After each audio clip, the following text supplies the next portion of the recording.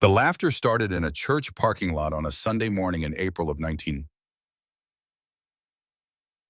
That's where it always starts, isn't it? In a place where people gather to worship God and judge their neighbors in equal measure.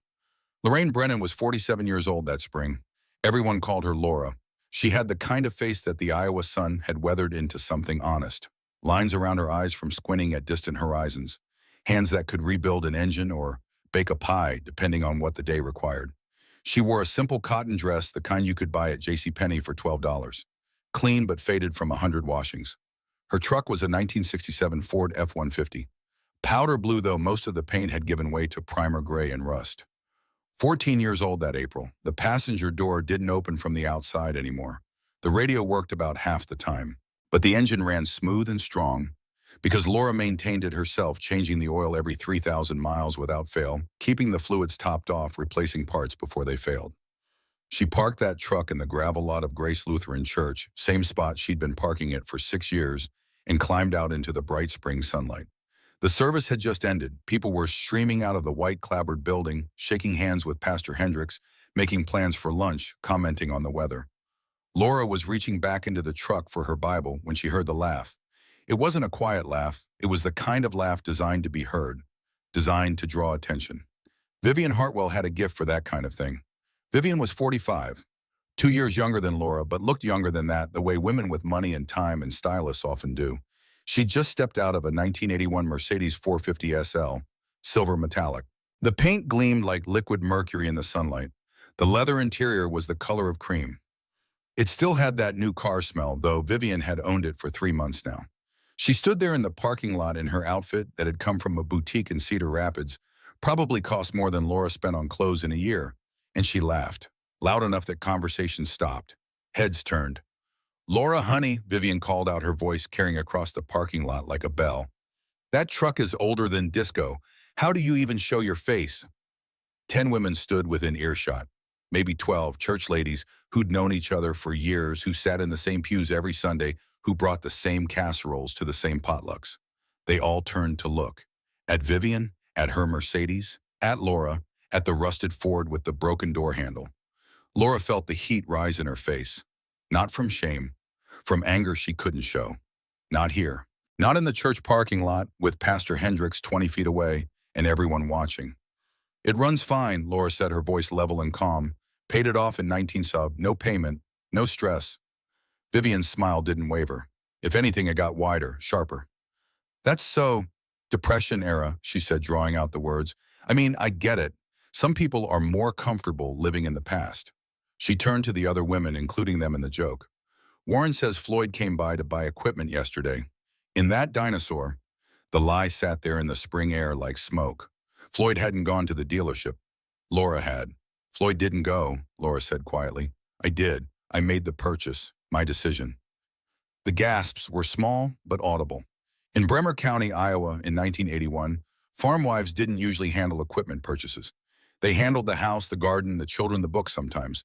But walking into a John Deere dealership to buy tractors, that was men's work. Vivian's smile froze for just a moment, just long enough for Laura to see the surprise of the recalculation. "Well, aren't you modern?" Vivian said, and the way she said it made modern sound like a disease. The church ladies exchanged glances. Some looked uncomfortable. Others looked intrigued. A few looked like they agreed with Vivian that a woman making equipment decisions was somehow unseemly, improper, a violation of the natural order. Laura stood there holding her Bible, feeling the weight of their judgment, and made a choice. The choice she'd been making for 26 years of marriage, since she was 21 years old and newlywed to Floyd Brennan. She chose silence. She nodded once politely, turned back to her truck, retrieved her Bible, walked toward the church entrance where Floyd was waiting, talking to another farmer about corn prices. Behind her, she heard Vivian's voice, lower now, but still audible. "Can you imagine letting your wife buy farm equipment? Warren would never." The laughter that followed was quieter, more careful. But it was there. Laura kept walking. The thing about that moment in the parking lot was this: it wasn't the first time.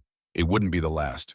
It was just the clearest, the most public, the one that drew the sharpest line between Laura Brennan and Vivian Hartwell, between two ways of living, two philosophies about money and debt and what it meant to have enough.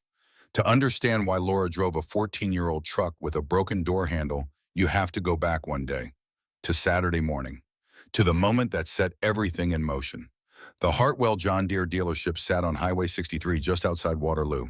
It was a sprawling complex of buildings, the main showroom with floor-to-ceiling windows, the parts department, the service bays, the lot, where rows of gleaming green and yellow tractors sat like soldiers awaiting deployment. Warren Hartwell owned it, had owned it since 1975 when he'd bought it from the original owner, a man named Morrison who'd built the business in the 1950s. Warren had expanded aggressively, added a second location in Cedar Falls in 1980, renovated both showrooms, tripled his inventory. The future, Warren liked to say, was in leverage, in growth, in modernization. Laura Brennan pulled her powder blue Ford into that parking lot on Saturday morning, April 18, 1981, at 9:30 in the morning. She'd left Floyd at home planting corn in the South 40.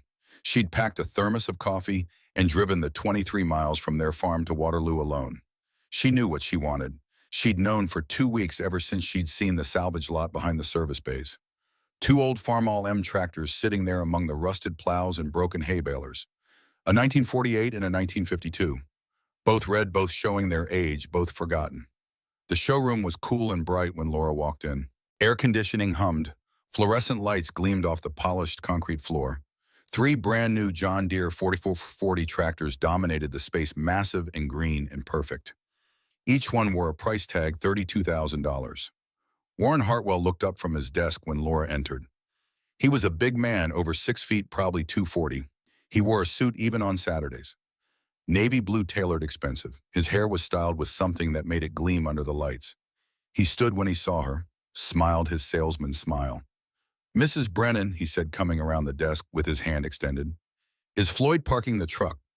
"Floyd's planting," Laura said, shaking his hand once firmly, then releasing it. "I'm here to buy equipment."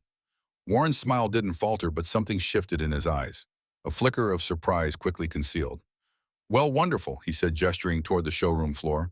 "Let me show you what we have. These 4340s are the finest tractors John Deere has ever built. 130 horsepower power shift transmission bob with air conditioning and heat. Everything a modern farming operation needs." "I saw 2 Farmall M's in your salvage lot," Laura said. "Behind the service bays, a 1948 and a 1952. I'd like to buy both of them." Warren stared at her, blinked, then laughed. It wasn't a polite laugh. It was the kind of laugh that escaped before you could stop it, the kind that revealed what you really thought. "Ma'am," he said, recovering quickly, "those tractors are junk. They're in the salvage lot because nobody wants them. I'm probably going to sell them for scrap metal." He gestured again to the 4440s. "What you want is sitting right here. Modern equipment, reliable, efficient." "How much for the 2 Farmalls?" Laura asked. Warren sighed, looked at this woman in her simple dress and her practical shoes, and saw someone who didn't understand, someone stuck in the past, someone who needed to be educated. "Mrs. Brennan, let me be straight with you. Those tractors are 33 and 29 years old, respectively. The 48 has a seized engine. The 52 runs but needs work. They're outdated technology. Parts are getting scarce. Any good mechanic will tell you that buying old equipment like that is throwing money away." He leaned forward slightly, adopting the tone of someone explaining something to a child. "Now these 4040s, they represent the future of farming. You can finance one for just $847 a month over 7 years. Very reasonable terms. Your operation would become more productive immediately. You'd see the return on investment in increased efficiency." "I can't afford $847 a month," Laura said simply. "I can afford $600 cash for 2 old Farmalls that I can fix myself." Warren's expression shifted. The friendliness drained away, replaced by something harder. "Mrs. Brennan, that's exactly the problem. You're thinking small. You are thinking like it's still 1950. This is 1981. Farming has changed. You have to invest in your operation to stay competitive. You have to leverage your equity. That's how modern farming works." "Or," Laura said quietly, "I can buy equipment I can afford, fix it myself, and not owe anybody anything." Warren shook his head slowly. When he spoke again, his voice carried an edge of condescension that made Laura's jaw tighten. "That's depression thinking. My grandfather thought like that. Farmed 160 acres with equipment from the 1930s his whole life. Died broke." He paused. "Is that what you want? To struggle along with the old junk while your neighbors move forward?" Laura was quiet for a long moment. Then she said, "Your grandfather still had his farm when he died, didn't he?" Warren blinked.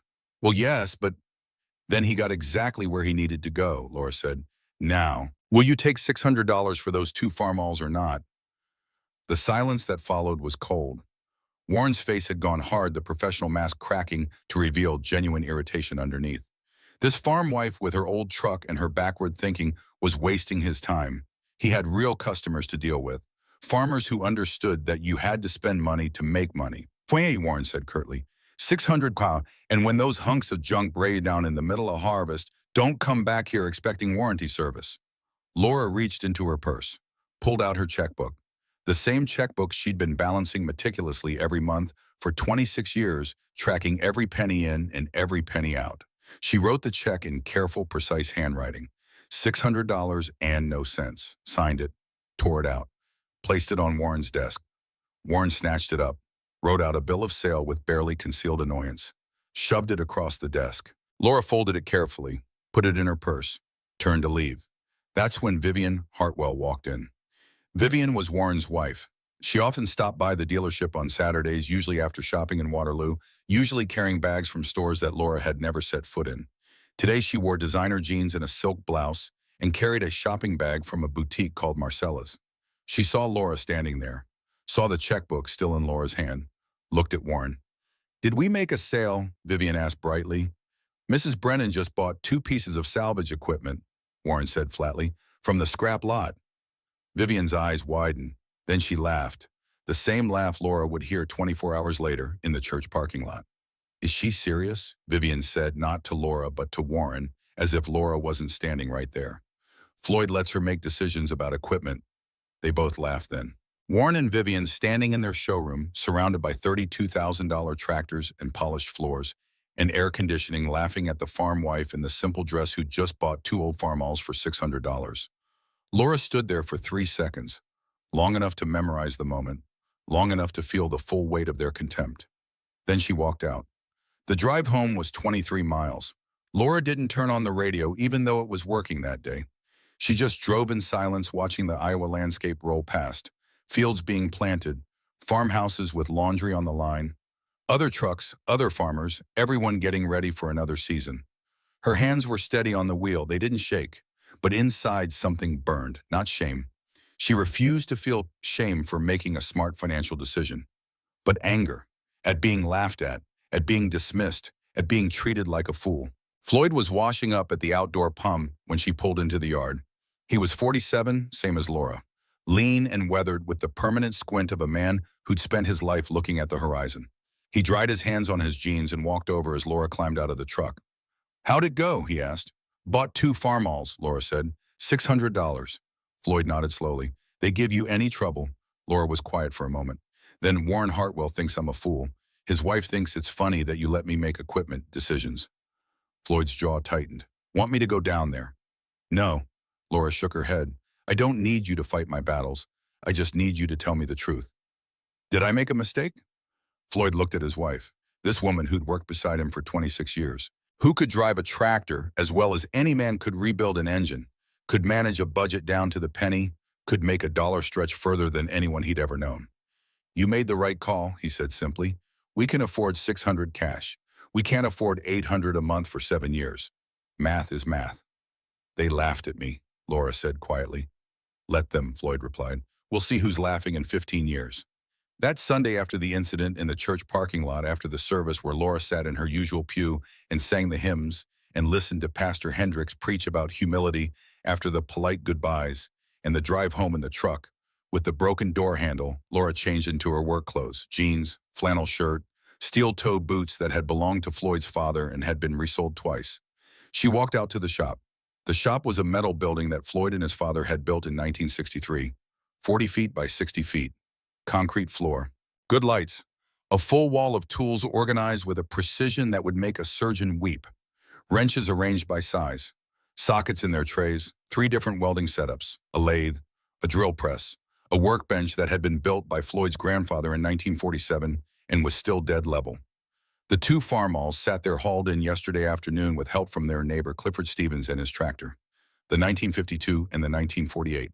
Both red, both old, both waiting. Laura walked to the 1952 first, climbed up into the seat. The metal was cold, even through her jeans. The steering wheel was worn smooth by decades of hands. She turned the key that Warren Hartwell had reluctantly provided. The engine coughed, sputtered, blew blue smoke, knocked like a diesel. But it ran. Laura sat there listening to it, learning its rhythms, hearing where the knock was coming from. Piston slap, worn bearings, valves that needed adjusting, an engine that needed work but had good bones. She shut it off, climbed down, walked to the workbench, pulled out a yellow legal pad and a pencil, started making a list. Rings, bearings, valve guides, gaskets, seals. Numbers appeared on the pad, part numbers, sizes, specifications she'd memorized over 26 years of keeping old equipment running. Floyd found her there an hour later, standing at the workbench with grease on her hands and that particular expression on her face that he'd learned to recognize. The expression that meant she'd made a decision and nothing was going to change her mind. Going to rebuild it, he asked. Both of them, Laura said. The 52 needs a full engine overhaul. The 48 is seized solid, pistons rusted to the cylinder walls. I'll have to tear it down completely. How long? 6 months, maybe less if I work at it steady. Floyd was quiet for a moment. Then Vivian Hartwell wouldn't know which end of a wrench to hold. Laura looked up from her list, met her husband's eyes. No, she said. She wouldn't. It became a rhythm, a routine. Every evening after the field work was done, after supper was finished, and the dishes were washed, Laura would walk out to the shop. Sometimes Floyd came with her. Often their son Clayton did. Clay was 14 that spring, old enough to hand his mother tools to learn how an engine worked, to understand that equipment didn't have to be new to be valuable. The work was methodical, careful. Laura tore the 1952's engine down piece by piece, laying parts out in order on the workbench. She measured everything, checked clearances, wrote down numbers, ordered parts from a supplier in Cedar Rapids who still stocked components for old Farmalls. The parts cost $287. Warren Hartwell could have sold her a rebuilt engine for $1,200. But Laura had time, had skill, had patience. She spent 40 hours spread over 3 months rebuilding that engine, honing cylinders, installing new rings, grinding valves, replacing bearings, working in the cool quiet of the shop while the Iowa spring turned to summer outside. The church ladies noticed. Of course they did. At the ladies' Bible study in May, Vivian Hartwell held court showing photographs from a trip she and Warren had taken to Europe. Paris, Rome, London, 10 days. Thousands of dollars charged to credit cards that were already carrying $15,000 in debt, though nobody knew that yet. Laura sat there looking at the photographs, saying nothing. You and Floyd should travel, one of the other women said to Laura. See the world while you're young enough to enjoy it. We're saving for retirement, Laura said simply.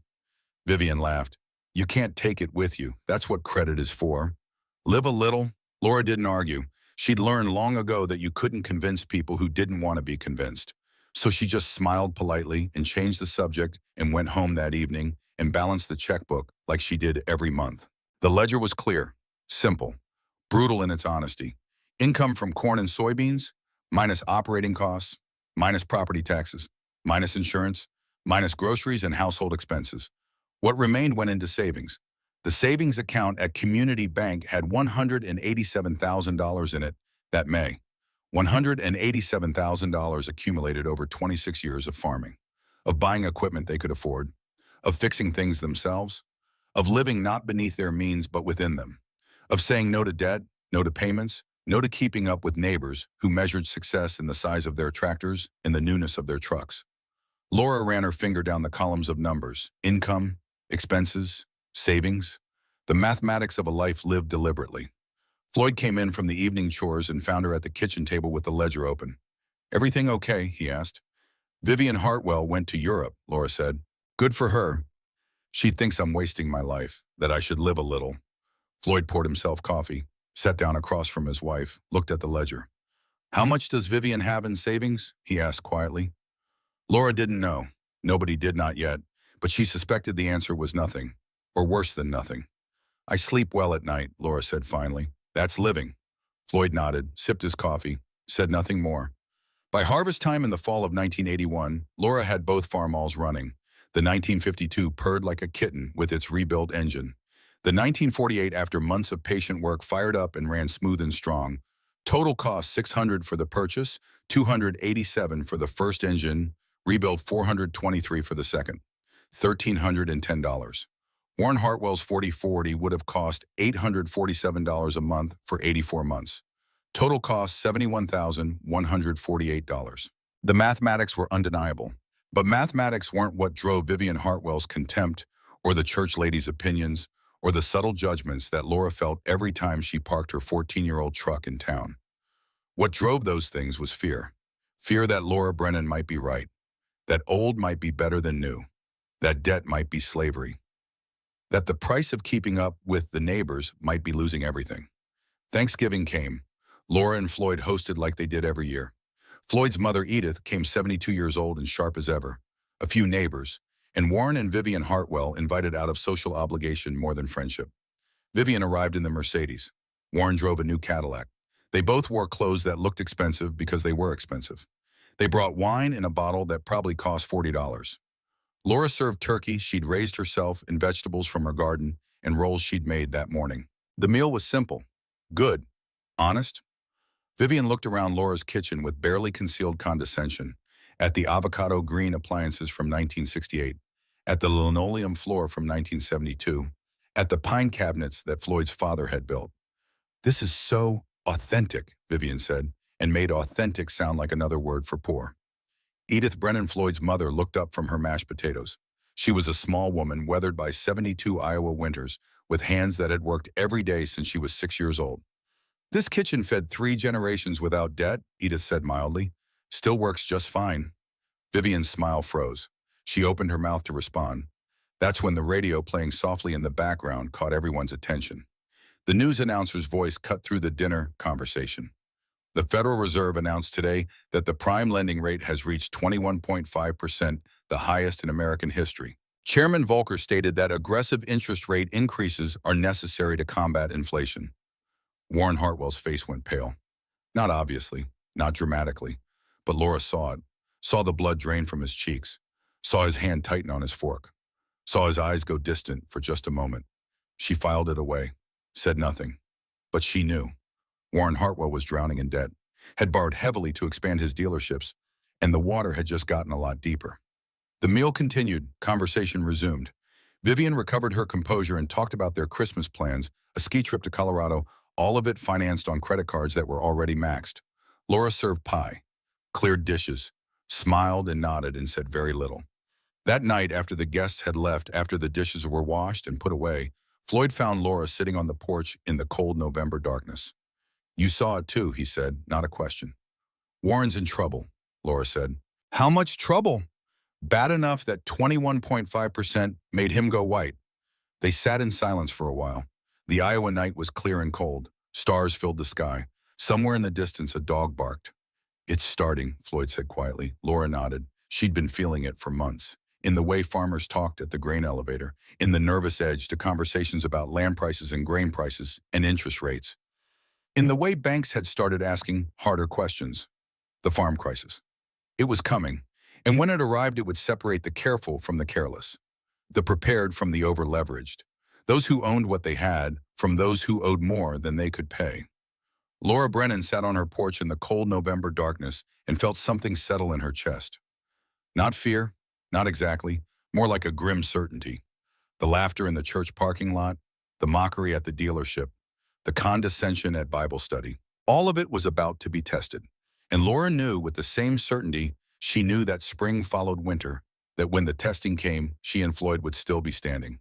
Because they owed nothing. And debt in the end was the only thing that could destroy you. Winter came to Iowa the way it always did, slowly at first, then all at once. By December of 1981, the fields were frozen hard as iron, and the work shifted from the land to the shop.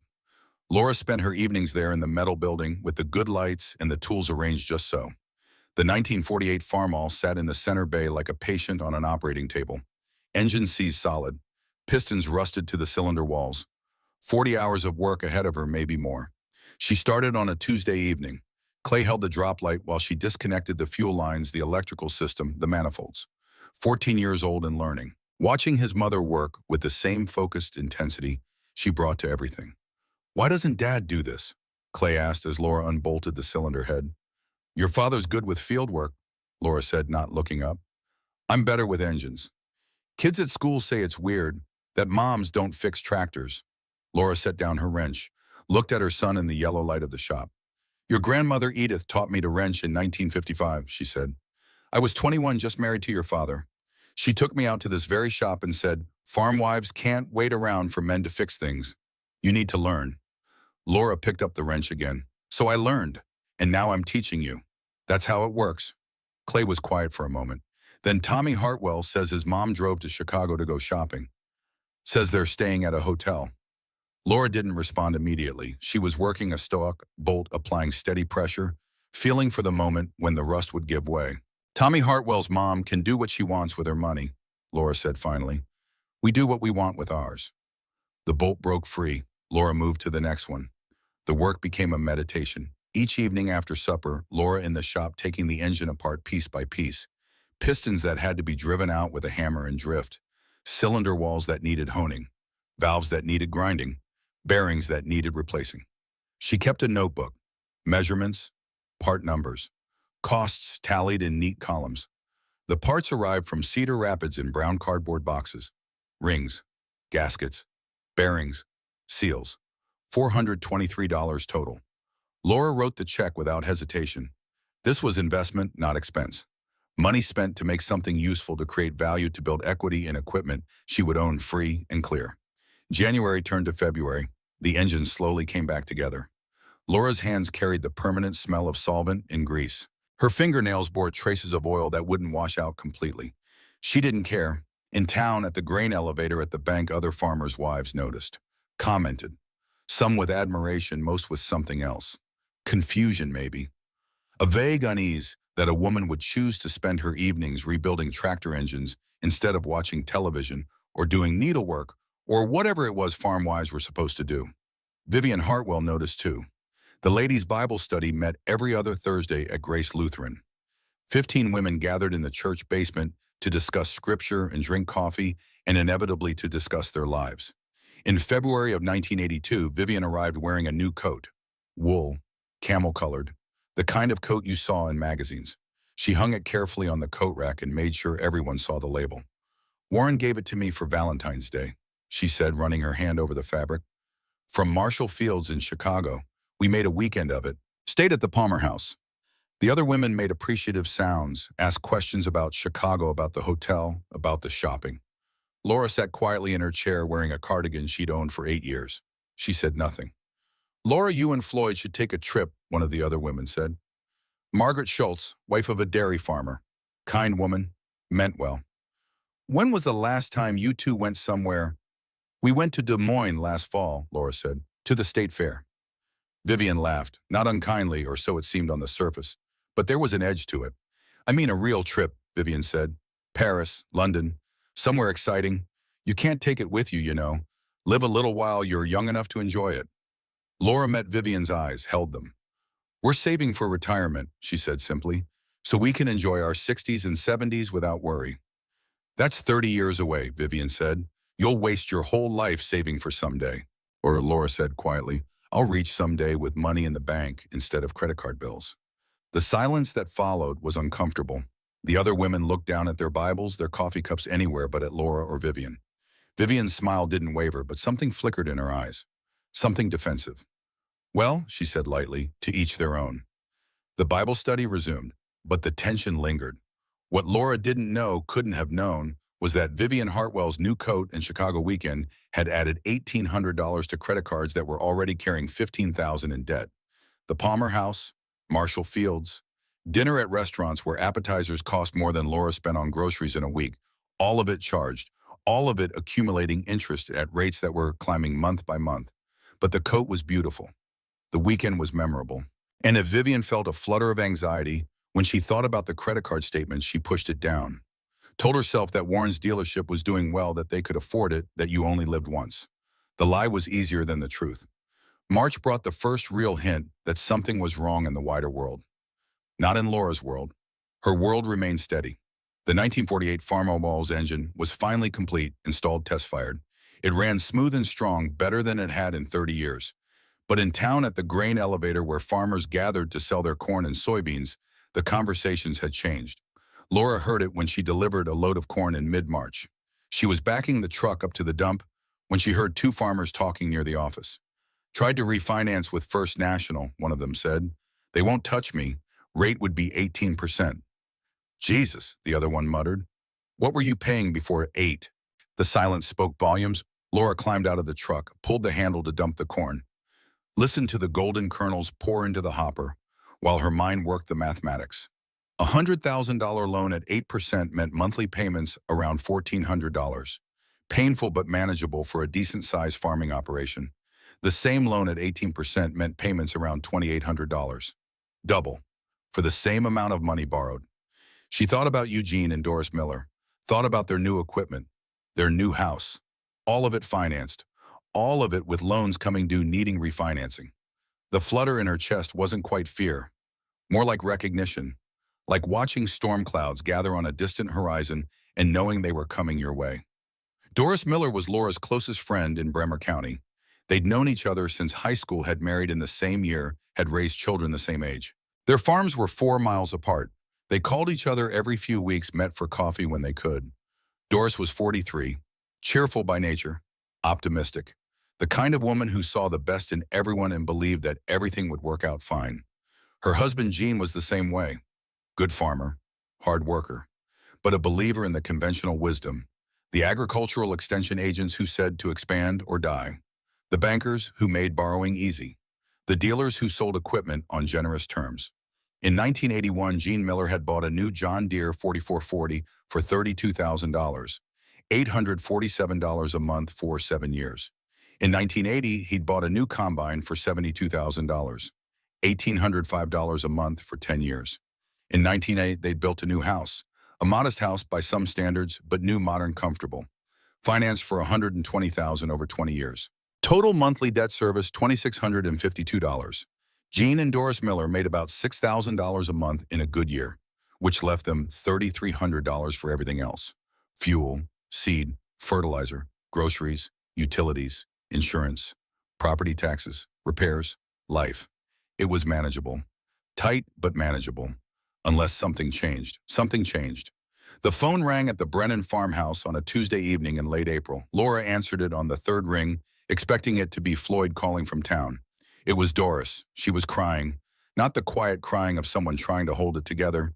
The gasping, hiccuping crying of someone who'd been pushed past the breaking point. Laura, Doris managed. Can you come over? Laura grabbed her truck keys, told Clay to tell his father where she'd gone, drove the 4 miles to the Miller farm in gathering darkness. She found Doris sitting at her kitchen table. The new kitchen, with its modern appliances and oak cabinets and vinyl flooring. Paperwork spread across the table. Gene nowhere in sight. He's in the barn, Doris said when Laura asked. Can't face me right now. Laura sat down, put her hand on Doris's. Tell me, she said simply. The story came out in fragments. The loan on the tractor was coming due for refinancing. 5-year balloon payment. They'd borrowed $32,000 in 1981 at 8% paid interest, and some principal for a year still owed $28,000. The bank would refinance it, but not at 8%, 18%. The payment would go from $847 to $1,523, an increase of $676 a month, $8,112 a year. We can't afford it, Doris whispered. We're barely making it now. Gene tried 3 other banks. They all said the same thing, 18% or nothing. Laura looked at the papers spread across the table, did the math in her head. How much do you owe total? She asked quietly. $237,000, Doris said. The house, the equipment, the combine, all of it. Laura was silent. $237,000. More than the farm was worth now that land prices were starting to slip. More than Gene could pay off in a lifetime of farming. What did the bank say about the other loans? Laura asked. They all come due within the next 2 years, Doris said. All at the new rates. The mathematics were brutal, unavoidable. The Millers were drowning and the water was rising. Laura, Doris said, and her voice broke. You tried to tell me. Last year when Gene bought the tractor, you said we should be careful about debt. I should have listened. Laura squeezed her friend's hand. This isn't your fault, she said firmly. The banks pushed this. The dealers pushed this. The government told everyone to expand. You did what everyone said to do. But you didn't, Doris said. You and Floyd, you stayed small. You bought old equipment. Everyone laughed at you. I laughed at you. And now, she couldn't finish the sentence. Laura sat there in that modern kitchen, surrounded by debt, and felt a familiar anger rising. Not at Doris, at a system that encouraged farmers to borrow beyond their means. That made debt seem like progress and caution seem like cowardice. "Come to our place tomorrow," Laura said. "Bring your books, all of them. Let me look at everything. Maybe there's something we can figure out." Doris nodded, wiping her eyes. "Jean's too proud to ask for help." "Then don't tell him it's help," Laura said. "Tell him it's friends looking at options together." The next evening, Doris arrived with a cardboard box full of paperwork. Bank statements, loan documents, tax returns, the financial skeleton of the Miller farm laid bare. They spread it across Laura's kitchen table, the same pine table that had been in this kitchen since 1947. Laura put on her reading glasses, started going through the numbers with the same focused attention she brought to rebuilding engines. The picture that emerged was worse than she thought. The Millers didn't just owe $237,000. They were upside down. Their farm was worth less than what they owed on it. Land prices had started falling. Equipment was depreciating. If they tried to sell everything and walk away, they'd still owe the bank $100,000. They were trapped. Laura worked the numbers 3 different ways. Looked for angles, options, ways to reduce expenses or increase income or buy time. There weren't any. The mathematics were merciless. "What do I do?" Doris asked, her voice small. Laura took off her reading glasses, rubbed her eyes, felt the weight of knowing she couldn't fix this, couldn't save her friend from what was coming. "You survive," Laura said finally. "You cut expenses everywhere you can. You plant your crops and hope for good prices. You pray for a miracle, and you prepare for the worst." "Which is foreclosure," Laura said quietly. "Losing the farm." Doris closed her eyes, nodded. She'd known. Of course she'd known, but hearing it said aloud made it real. "Will you still be my friend?" Doris asked. "When everyone knows we failed." Laura stood, walked around the table, put her arms around Doris and held her while she cried. "You didn't fail," Laura said fiercely. "The system failed you, and yes, I'll always be your friend." That night, after Doris had gone home after the paperwork was cleared away, Floyd found Laura sitting on the porch in the cold spring darkness. "Millers are in trouble," he said. "Not a question. Bad trouble," Laura confirmed. "They can't refinance, can't sell, can't make the payments. They're going to lose everything." Floyd sat down beside his wife. They'd been married 27 years. He knew her silences, knew when she was working through something. "Are we going to be okay?" he asked. It was the same question Laura had asked him a year ago. Now she had the answer. She went inside, came back with the ledger, sat down and opened it to the current page. "We have $194,000 in savings," she said, running her finger down the column. "The farm is paid off. The equipment is paid off. The trucks are paid off. We owe exactly $0 to anyone." She looked at her husband. "We're going to be more than okay," she said. "We're going to be fine. Because we don't owe anything. And debt is the only thing that can kill you in a crisis." Floyd nodded slowly. "How bad is it going to get?" "Bad," Laura said. "Really bad. This is just the start." She was right. Through the spring and summer of 1982, the crisis spread like a stain. Farms started going under, not the big operations, not yet, but the medium-sized ones. The ones that had expanded in the late 1970s. The ones carrying heavy debt loads. At church, families started disappearing. The Johnsons, the Petersons, the Schultz dairy farm. Gone. Foreclosed. Auctioned. Families that had farmed for 3 generations wiped out in 18 months. The grain elevator became a place of whispered conversations and haunted eyes. Farmers who'd always stood straight, always met your gaze, now looked at the ground. Carried the shame of loans they couldn't pay, land they couldn't keep. Laura and Floyd kept farming, kept their heads down, helped where they could, but didn't draw attention to the fact that they were surviving while others weren't. At Bible study, the conversation changed. No more talk of trips to Europe. No more showing off new coats or jewelry. The women who remained were quieter, worried. Some of their husbands were struggling. Some were drowning. Vivian Hartwell still came, but less often. And when she did, she looked different, tired. Older, the sparkle had gone out of her.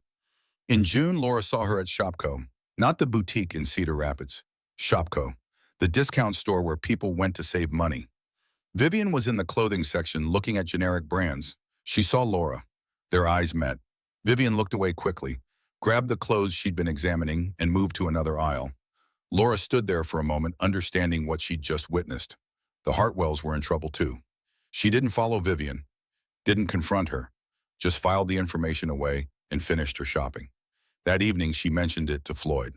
Saw Vivian Hartwell at Shopko today, Laura said, buying clothes on clearance.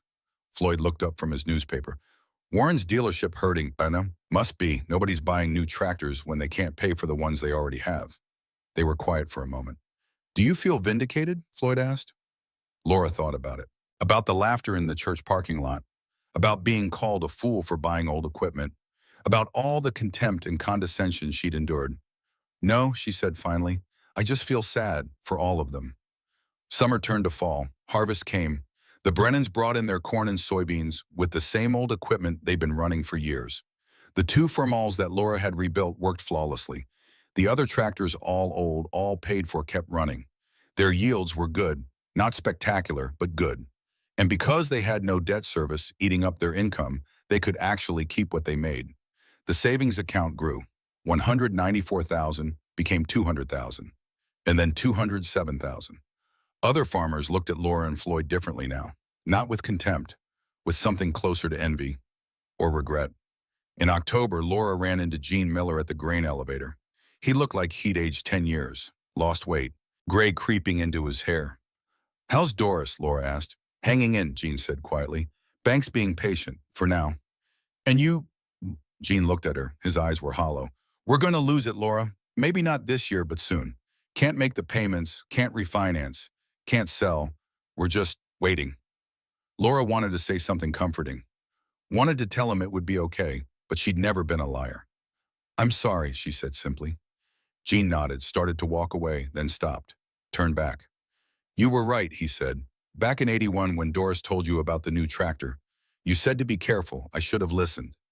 Gene? No, he interrupted. You were right. Everyone told us to expand, to leverage, to modernize. Everyone was wrong. You were the only one who knew. He walked away before Laura could respond. She stood there in the October sunshine feeling the weight of it, the vindication she didn't want. The knowledge that being right meant watching her friends lose everything. That night, Floyd found her in the shop. She was organizing tools, doing something with her hands because her mind wouldn't quiet down. Saw Gene today, she said. They're going to lose the farm. Floyd nodded. He'd heard the same rumors. We can't save them, he said gently. I know. We can't save anyone. I know that too. Floyd put his hand on his wife's shoulder. You made the right choices. That's all anyone can do. Laura set down the wrench she'd been cleaning, turned to face her husband. Everyone thinks we're lucky, she said. They don't understand that we chose this. Chose old equipment, chose no debt, chose to be laughed at for 20 years. Now they call it luck. Let them call it whatever they want, Floyd said. We know the truth. The foreclosures began in earnest in the spring of 1983. Laura heard about the Miller auction through Pastor Hendricks. Saturday, April 16th, 10 o'clock. Everything would be sold, land equipment, livestock, even the household goods. When the day came, Laura drove to the Miller farm alone. Floyd offered to come, but she said no. This felt like something she needed to witness by herself. The Miller farmyard was crowded by 9:30, maybe 100 people. Some were potential buyers, some were neighbors, some were just curious. The equipment was lined up in rows across the largest field. 2 John Deere 4040 tractors, barely 3 years old. The paint still gleamed. An A820 combine that had cost $72,000 new. A 12-row planter, a field cultivator, grain wagons, a sprayer, a truck, shop tools, everything. Laura parked on the road, walked toward the farmyard, found Doris standing alone by the barn away from the crowd. Doris looked like she'd aged a decade. Her face was gray. She'd lost weight. Her clothes hung loose. Her eyes were ringed with dark circles. Laura walked up slowly. Didn't say anything, just held out the thermos of coffee she'd brought. Doris took it. Her hands shook slightly. Gene couldn't face it, Doris said, staring at the equipment lined up for sale. He left at dawn, said he couldn't watch strangers buy his dream. It's not his fault, Laura said gently. Isn't it? Doris's voice was bitter. He's the one who wanted the new tractor, the new combine, the new house. I wanted to wait, to save up. But he said everyone was doing it, that we'd fall behind if we didn't modernize. She turned to look at Laura. You didn't do it, Doris said. You and Floyd, you stayed with old equipment. Everyone laughed at you. I laughed at you. God, Laura, I laughed at you. Doris, no, let me say this. Doris's voice cracked. You were smarter than all of us. You knew. Somehow you knew that this was coming, that the debt would kill us, and you made different choices. Laura wanted to say that she hadn't known, that she'd just been scared of debt. That fear, not wisdom, had guided her decisions. But Doris wasn't finished. My kids are 13, 11, and 8, Doris continued. They're moving to an apartment in Waterloo, sharing bedrooms, no more farm, no more space to run, no more animals. Because their father borrowed money he couldn't pay back. The auctioneer's voice crackled over the loudspeaker. Ladies and gentlemen, we'll be starting in 10 minutes. Doris flinched at the sound. I can't watch, she whispered. Laura made a decision. She went back to her truck, opened the glove compartment, pulled out an envelope she'd prepared the night before, walked back to Doris. This is for you, Ishway, Laura said, pressing the envelope into Doris's hands. Doris opened it, stared at the contents. $5,000 in cash, $100 bills counted out and secured with a rubber band. Laura, I can't. First month's rent, Laura interrupted firmly. Security deposit, whatever you need to get the kids settled. You can pay me back when things get better. Things aren't going to get better, Doris said, but she was crying now. Real tears. They will, Laura said. Maybe not soon, but they will. Jean's got a job. You're a survivor. The kids will adapt. You'll get through this. Doris looked at her friend, at the woman everyone had mocked for being cheap, old-fashioned, behind the times. The woman who was standing here now with $5,000 cash, while Doris's world was being auctioned off piece by piece. Why, Doris asked. Why help me after I laughed at you? Laura put her arms around her friend. Because you're hurting, she said simply, and I don't kick people when they were down. They stood there together while the auction began. Laura stayed for 30 minutes, long enough to watch the first tractor sell for $18,000, half what Jean had paid for it. Then she walked back to her truck and drove home. The years between 1983 and 1985 were brutal. Foreclosures continued. In Bremer County alone, 40 farms went under, 40 families.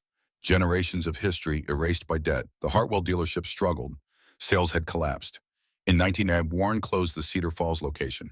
In 1986, he sold the entire business to a corporation from Des Moines. He stayed on as a sales manager, an employee, not an owner. Laura saw Vivian one more time during those years. At the grocery store in June of 1986, Laura was in the checkout lane when she noticed Vivian ahead of her. Vivian's groceries were modest. Hamburger, pasta, canned vegetables. The cashier rang it up. $47.38. Vivian pulled out a credit card. The cashier swiped it. I'm sorry, ma'am, this card's been declined. Vivian's face went white. She tried a second card. Same result. Do you have cash? The cashier asked. Vivian opened her wallet. 3 $1 bills. Some change. Not enough. Vivian looked up, saw Laura standing there. The shame in her eyes was absolute. She turned and ran. Left her groceries. Left the store. Laura stepped forward. I'll take care of this, she said to the cashier. She paid for Vivian's groceries, $47.38. Took them to her truck. Found Vivian in the parking lot crying in a Honda Accord that had replaced the Mercedes. Laura knocked gently on the window. Vivian rolled it down. I paid for your groceries, Laura said. They're in my truck. I'll transfer them to yours. I don't want your charity, Vivian said weakly. It's not charity, Laura said quietly. It's what neighbors do. She loaded the groceries without waiting for permission. When she was done, she walked back to Vivian's window. Are you okay? Laura asked gently. Vivian laughed, a broken sound. Warren lost the dealership. We lost the house. Everything's gone. She looked at Laura. You were right. All those years, I laughed at you in front of everyone, and you were right. Laura reached through the window, put her hand on Vivian's shoulder. This isn't your fault. The system failed you. But you didn't believe the system, Vivian said. I was scared, Laura admitted. That's all. Vivian looked at her for a long moment. Thank you for the groceries, for not gloating. Laura squeezed her shoulder once, then stepped back. The years rolled forward. The crisis eased. By 1990, land prices had stabilized. Banks were lending again, cautiously. That spring, Clifford Stevens stopped by the Brennan farm. He was 65, ready to retire. His kids had moved to the city. I've got 160 acres to sell, Clifford said. Borders your place. Wondered if you'd be interested. How much? Laura asked. $1,400 an acre, $224,000 total. Laura did the math immediately. They had $253,000 in savings. They could buy it outright, but that would drain their reserves. Give us a week, Laura said. That evening, she and Floyd sat at the kitchen table. The ledger open. We can afford it, Floyd said. Pay cash. Or, Laura said slowly, we borrow. Floyd looked at her sharply. You want to take on debt? 55,000, Laura said. Put down 185,000 cash. Keep 50,000 in reserve. Finance 55 for 5 years. Floyd was quiet. This would be their first time borrowing money for land. Why? He asked. Because I want a cushion, Laura said. If something goes wrong, taking a small loan lets us keep that cushion. What would the payment be? At 9% over 5 years, about $1,140 a month. We can handle that easily. Floyd nodded slowly. You comfortable with this? Laura took a breath. No, I hate owing money, but this is smart. Small enough to pay off fast, large enough to keep us liquid. Then let's do it, Floyd said. They met with the banker. Tom Warner looked over their financials and smiled. Mrs. Brennan, you two have perfect credit. Laura presented the plan, not Floyd. Laura. She laid out the numbers, the down payment, the loan amount, the payment schedule.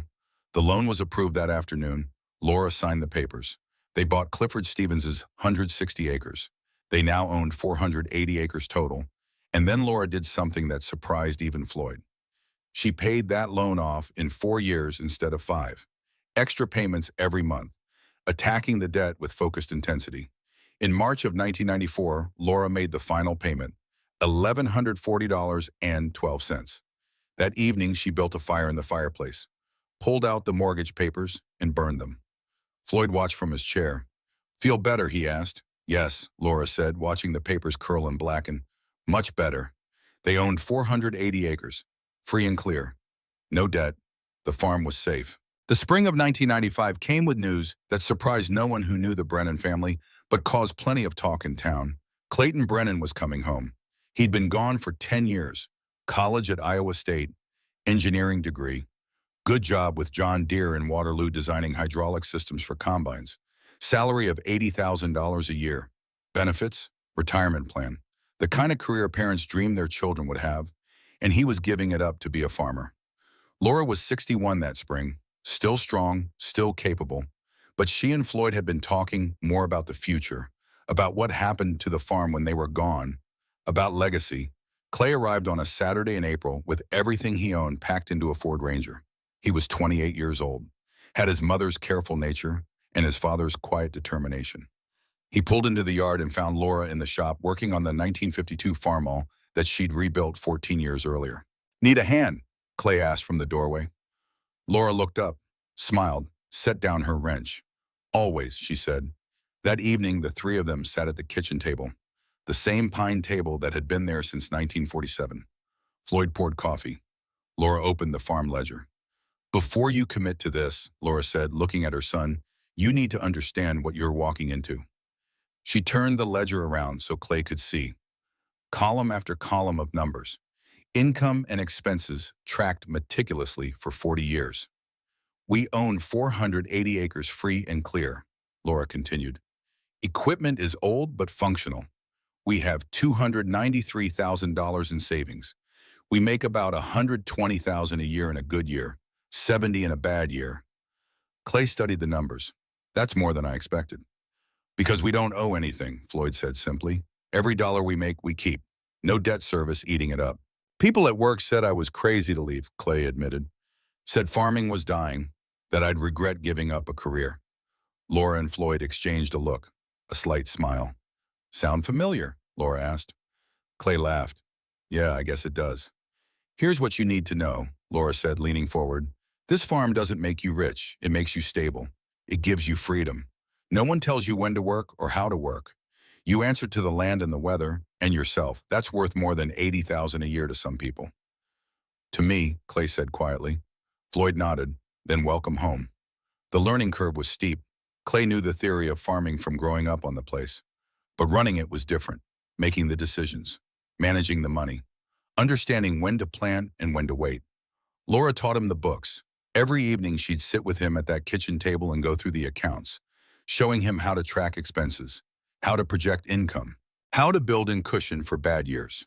The mistake most farmers make, Laura explained one evening in June, is they farm to their best year. They have one good year and assume every year will be that good. So they buy equipment based on best case income. Then they have an average year and can't make the payments. So you farm to your worst year, Clay asked. I farm to my I'm over year minus 20%, Laura said. If I can make it work at that level, then good years are profit. Bad years are manageable. Clay wrote it down. The wisdom of careful mathematics. Floyd taught him the land, how to read soil, how to know when it was ready for planting, how to manage drainage, how to rotate crops to maintain fertility. But it was in the shop that Clay learned the most important lesson. One evening in July, the 1948 Farmall threw a rod, just stopped running in the middle of cultivating. Clay was frustrated. They needed that tractor. Harvest was coming. He found Laura in the shop already pulling the engine. We should just buy a newer tractor, Clay said. This one's almost 50 years old. Laura looked at her son over the engine block. How much would a newer tractor cost, she asked. I don't know, 10,000, 15. And how much will parts cost to rebuild this engine? Clay thought about it. Maybe 600? And how long will this engine last once I rebuild it? Another 20 years, probably. Laura nodded. So for $600 and 40 hours of my time, I get 20 more years of service. Or for $15,000, I get a tractor that's still old, just less old than this one.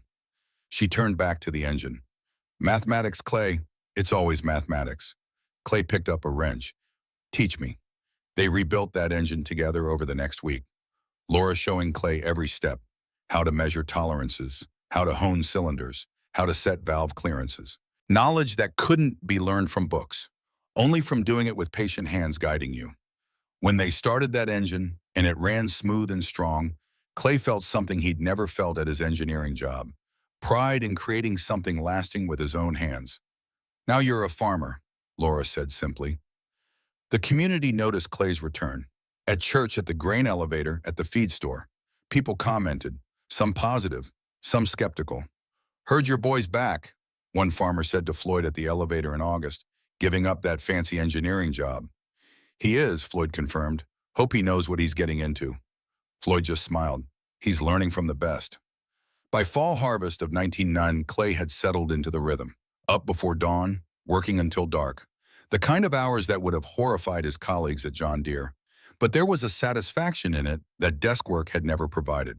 One evening in October, after a long day of combining soybeans, Clay sat on the porch with his parents. The Iowa sunset painted the sky orange and purple. I met someone, Clay said suddenly, at church, Sarah Mitchell. She teaches third grade in town. Laura and Floyd exchanged a glance, the kind that parents who'd been married 40 years could communicate volumes with. Sarah Mitchell, Laura said thoughtfully. Ed and Martha's daughter. Yeah. Nice girl, Floyd said. Sensible. Clay laughed. High praise from you, Dad. Sensible matters more than pretty, Floyd replied, though from what I recall, Sarah's both. They sat in comfortable silence. She knows I'm a farmer now, Laura asked. Not an engineer, Chum. She knows, Clay said. Doesn't seem to care about the money difference. Then she's sensible indeed, Laura said with a small smile. Clay and Sarah were married in the spring of 1997 at Grace Lutheran, the same church where Vivian Hartwell had laughed at Laura 16 years earlier. Now it was full of celebration. At the reception held in the church basement, Laura watched her son dance with his new wife and felt the weight of continuity. The farm would go on. The lessons would continue. Sarah fit into farm life easier than Clay had expected. She kept teaching, but helped with the books in the evenings, learned to drive the truck during harvest. She understood that farming was a partnership. In '99, their daughter was born. They named her Lorraine after Laura, called her Lori to avoid confusion. Laura held her granddaughter in the hospital and felt something shift in her chest. This tiny person would inherit everything they'd built. She's beautiful, Laura whispered. Takes after her grandmother, Sarah said, with a tired smile. God help her then, Laura replied. But she was smiling too. The new millennium came and went. Life on the farm continued its ancient rhythms. Planting, growing, harvest, winter. Again and again. In 2001, Clay attended an agricultural conference in Des Moines. During a break on the second day, he stood in line at a coffee station. Behind him, two older farmers were talking. He didn't know them. They didn't know him. Remember that woman up in Bremer County, one of them said. The one who bought those two beat-up Farmalls back in '81. Clay froze, kept facing forward. Brennan, the other man said. Laura Brennan, hell of a story. Whatever happened to her? Still farming far as I know. Her son runs the operation now, but she's still involved. They own 480 acres, free and clear. And the dealer who laughed at her Hartwell lost his business in '86, died about 2 years ago, heart attack. There was a pause. You know what the lesson is? The first man said. What's that? Sometimes the crazy ones are the only sane ones in the room. Everyone thought Brennan was a fool. Turns out she was the smartest person in the county. The storm separated the careful from the careless, the second man agreed. Clay got his coffee, walked away without revealing who he was, but he was smiling. That evening he called his mother from the hotel. Mom, he said, you're a legend. Don't be ridiculous, Laura replied, but he could hear the pleasure in her voice. No, really. 2 old farmers at the conference were talking about you, about how you were right and everyone else was wrong. Laura was quiet for a moment. I wasn't right, Clay, she said finally. I was just scared, terrified of debt. That fear made me careful, but it wasn't wisdom. It was fear that happened to point in the right direction. You've got to stop downplaying it, Clay said. You made good decisions for 40 years. That's discipline. Well, Laura said, tell your father that story when you get home. He'll enjoy it.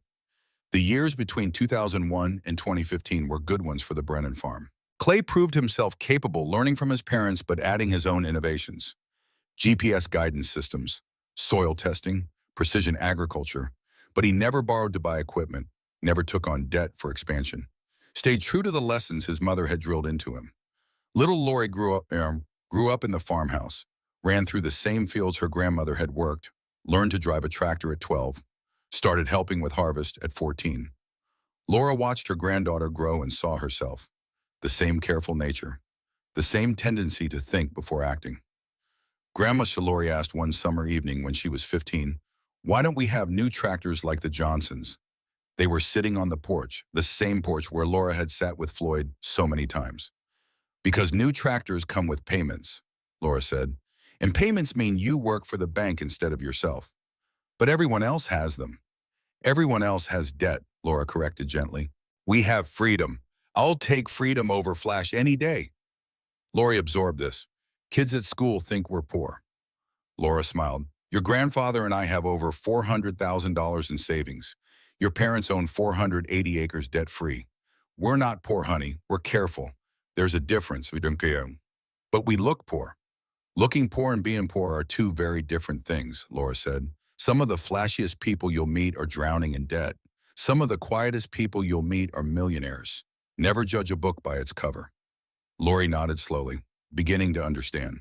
Floyd died on a Tuesday morning in March of 2015. He was 81 years old. That morning, he didn't wake up. The doctor said it was his heart. Quick, painless. Laura sat beside his body in their bedroom and held his hand and felt the weight of 60 years of partnership settling on her shoulders. They'd been married in 1955, had built a life together, raised a son, saved a farm, survived a crisis that destroyed thousands, done it all together. Now he was gone. The funeral was at Grace Lutheran. The church was full. Clay gave the eulogy. My father, Clay said, was not a flashy man. He didn't drive new trucks or wear expensive clothes. He just worked, quietly, carefully. For 60 years, he farmed the same land his grandfather had bought in 1923. Clay's voice was steady. He and my mother survived the farm crisis of the '80s by making one simple decision. They refused to borrow money they couldn't afford to pay back. While others leveraged and expanded, Dad and Mom stayed small, stayed careful, stayed debt-free. He paused. People laughed at them. Dad never argued, just kept doing what he knew was right. And when the storm came, he was still standing. Clay looked down at his notes, then decided to speak from the heart.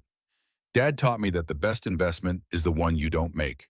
That old paid-for beats new with payments. That freedom is worth more than appearance. Those lessons kept this farm in our family for 92 years. They'll keep it for 92 more. The 3 years after Floyd's death were hard for Laura. Not financially. The farm was fine, but the loneliness was profound. She filled her time, came to the farm 3 days a week, worked in the shop, taught Lori how to rebuild engines, passed on knowledge. In 2017, Laura was 83, still sharp, still capable, though slower. She walked with a slight limp from a hip that was wearing out. One Sunday in October, she was leaving church when someone called her name. Laura, could I speak with you? Laura turned. Vivian Hartwell stood there. She was 81 now, looked every day of it. Gray hair cut short, simple dress, hands that shook slightly. They hadn't spoken in years, not since the grocery store in 1986, 31 years ago. Vivian, Laura said evenly. Of course, Vivian. They walked to a bench outside the church, sat down in the October sunshine. For a long moment, neither spoke. Finally, Vivian said, Warren died in 1999. I heard, Laura said gently. I'm sorry. Don't be. He died bitter, angry at the world, never got over losing the dealership. It killed him, not his heart, his pride. Laura didn't respond, just listened. I've wanted to talk to you for 30 years, Vivian continued. Never had the courage. But I'm 81 now, I might not get another chance. She turned to look at Laura directly. I was wrong, Vivian said simply. About everything. About you, about money, about what matters. I laughed at you in that parking lot in 1981, made you feel small in front of everyone. Vivian, no, let me finish. Vivian's voice cracked. You were right. About the debt, about the old equipment, about living below your means, and I made your life harder because I was too proud to see it. Tears were running down Vivian's weathered cheeks now. When my credit card got declined in 1986 and you paid for my groceries, I went home and cried for 3 hours. Not because I was grateful, because I was humiliated. The woman I'd mocked had shown me more kindness than I'd shown anyone. Laura reached over, took Vivian's hand, held it. We were all just doing our best, Laura said quietly. You did what everyone told you was right. That's not a character flaw. That's being human. But you didn't believe them. I was scared, Laura admitted, terrified of debt. My mother-in-law grew up during the Depression. She drilled into me that debt was slavery. But that wasn't wisdom, Vivian. That was fear. Vivian shook her head slowly. Fear that saved you. Pride that destroyed me. I lost everything. Warren lost his self-respect, while you kept the farm, raised your son, passed everything on. Laura was quiet for a long moment. Then she said something she'd been thinking for 30 years.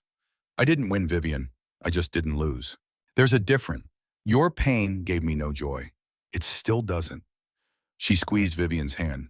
I forgave you years ago, Laura continued, for the parking lot, for the mockery, for all of it. You don't need to carry that anymore. Vivian broke down completely, sobbed in a way that spoke of decades of guilt finally being released. Laura sat with her, held her hand. Two old women on a church bench, survivors of different storms. When Vivian finally composed herself, she looked at Laura with red eyes. Thank you, she whispered. They sat together a while longer, then Vivian stood carefully. I won't take up more of your time, she said. Vivian, Laura said, would you like to come to dinner, Sunday dinners? You're welcome anytime. Vivian's eyes filled with tears again. Yes, I'd like that very much. Next Sunday then, Laura said, 4 o'clock. Vivian nodded, walked away, stopped after a few steps, turned back. Laura, can I ask you something? Of course. Do you ever regret it, living so carefully, never splurging, never taking that trip to Europe? Laura thought about it, really thought. No, she said finally. I don't, because I had something you didn't have. Peace. I slept well every night, never woke up worried about making a payment. That peace was worth more than all the trips in the world. Vivian nodded slowly, understanding finally. That's what I thought, she said. That's what I hoped you'd say. She walked to her car and drove away. Laura sat on the bench alone, feeling lighter somehow. Vivian came to Sunday dinner the next week, and the week after. She became part of the extended family, a reminder of forgiveness. Laura died on a Tuesday morning in March of 2018, 3 years to the day after Floyd, the same month, the same day of the week. Clay found her in the shop.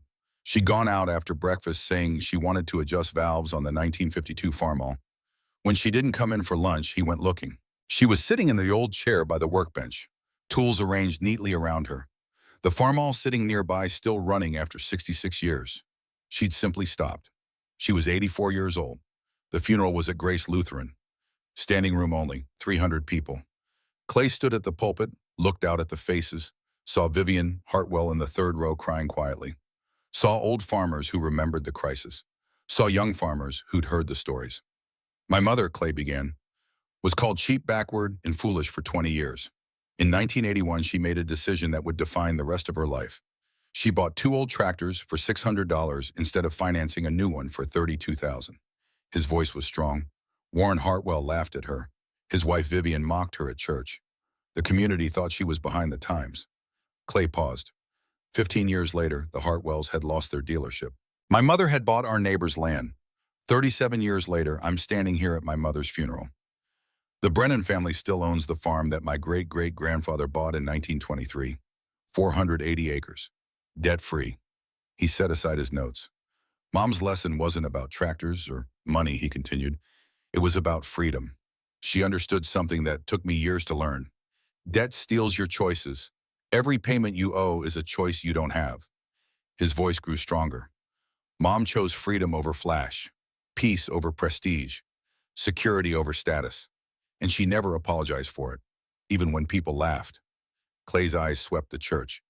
She taught me that the courage to be different is the most valuable inheritance a parent can give a child. That discipline beats luck every time. He paused. My mother never gloated. When Vivian Hartwell's credit card was declined, Mom paid for her groceries anonymously. When her best friend lost her farm, Mom gave her $5,000. When the community finally realized she'd been right, Mom didn't say, "I told you so." She just kept living her truth. Clay's voice broke slightly. She was the best person I've ever known. Not because she was perfect, but because she was consistent. For 60 years, she never wavered. He looked at his daughter in the front pew. Lori, your great-grandmother left you more than land. She left you a blueprint for how to live. Own what you have. Fix what you can. Don't owe anyone anything. That's freedom. After the burial, after everyone had gone home, Clay took Lori to the farm shop. The 1952 Farmalls sat there, 66 years old, still running. Your great-grandmother rebuilt this engine in 1982, Clay said. She was 48. She tore it down completely. Did it all herself. He walked over to the wall, pointed at a framed photograph. This was taken in 1981, right after she bought those two Farmalls. The photo showed young Laura standing beside the old Ford F-150, holding the build of Senior on her hands, a slight smile on her face. Below the photo in Laura's handwriting, they laughed at the old truck. They mocked the used tractors. But these carried us through the storm while theirs drowned in debt. LB 1996. Lori read it twice. Great-grandma was really different, wasn't she? She was, Clay confirmed, in the best possible way. Kids at school think I'm weird because we don't have new equipment. Clay knelt to his daughter's level, looked her in the eyes. Your great-grandmother was called weird for 60 years. Called cheap, called a fool. She died owning 480 acres debt-free with over $500,000 in the bank. The people who called her names, most of them lost everything. Who was really the fool? Lori absorbed this. So it's okay to be different. It's better than okay, Clay said. Sometimes being different is the only way to survive. He stood, walked to the farmall. Come here, I'm going to teach you something your great-grandmother taught me. Lori joined him. Clay opened the toolbox, pulled out a wrench, handed it to his daughter. This is how you adjust valves, he said. Your great-grandmother could do it in her sleep. Now you're going to learn. Lori took the wrench hesitantly. Why couldn't we just take it to a mechanic? We could, Clay said, and pay $100 an hour, or we can learn, save the money. That's how this family has survived for 100 years. Self-reliance. He guided her hands, showed her the technique, how to check clearance, how to loosen the lock nut, how to turn the adjustment screw. In this family, Clay said as they worked, we fix our own equipment, we maintain what we have, we take care of things, make them last. Lori adjusted the first valve, checked the clearance with a feeler gauge. Got it perfect. Good, Clay said. That's exactly right. Your great-grandmother would be proud. They worked together in the quiet shop. A 16-year-old girl learning skills that would serve her for a lifetime. A father passing on wisdom that stretched back 4 generations. Outside, the Iowa sun was setting. The same sun that had risen and set on this farm for 95 years. When they finished, Clay started the farmall. The engine turned over smoothly. Ran strong and clean, 66 years old and still working. Your great-grandmother bought this tractor when everyone said she was crazy, Clay said over the rumble. Paid $600 cash. Fixed it herself. Ran it for 37 years. That's value. That's the Brennan way. He shut off the engine. The shop fell quiet. I want you to remember something, Lori, Clay said seriously. This farm has survived the Depression, the farm crisis, recessions, droughts, floods. You know why? Why? Because every generation has made the same choice your great-grandmother made. To own what we have, to fix what we can, to never owe more than we can pay back immediately. That discipline is our legacy. Lori nodded, beginning to understand. Will I farm this someday? She asked. Clay looked at his daughter, saw Laura in her face. That's up to you, he said. But if you do, you'll do it the right way. The Brennan way? Debt-free, self-reliant, beholden to no one but yourself and the land. They walked out of the shop together, father and daughter, the next generation learning from the last. Behind them, the 1952 Farmalls sat silent, waiting for the next season, the next generation, the next 66 years. And somewhere, if the dead could smile, Laura Brennan was smiling, because she'd done what she set out to do. She'd kept the farm. She'd passed on the wisdom. She'd proven that careful beats flashy every single time. The old Ford F-150 from 1967 still sat in the barn, 51 years old, still running when needed. The two Farmalls, the 1948 and the 1952, both still operational, 70 and 66 years old, still earning their keep. The ledger books going back to 1955 showing every penny earned and spent, a record of discipline that spans 6 decades. The 480 acres passed from grandfather to father to son to granddaughter. Still in the family, still productive, still debt-free. That was Laura Brennan's legacy. Not the money in the bank, though there was plenty of that. Not the land, though it was valuable. The legacy was the lesson. The understanding that freedom comes not from having more, but from owing less. That peace of mind beats prestige every time. That the courage to be mocked, to be called old-fashioned, to swim against the current, that courage is what separates those who survive from those who drown. Laura Brennan had been called a fool for buying 2 old tractors in 1981. She died 37 years later with $500,000 in the bank and a farm that would feed her great-great-grandchildren. The people who laughed, most of them lost everything. In the end, the mathematics were clear. Laura had been right all along.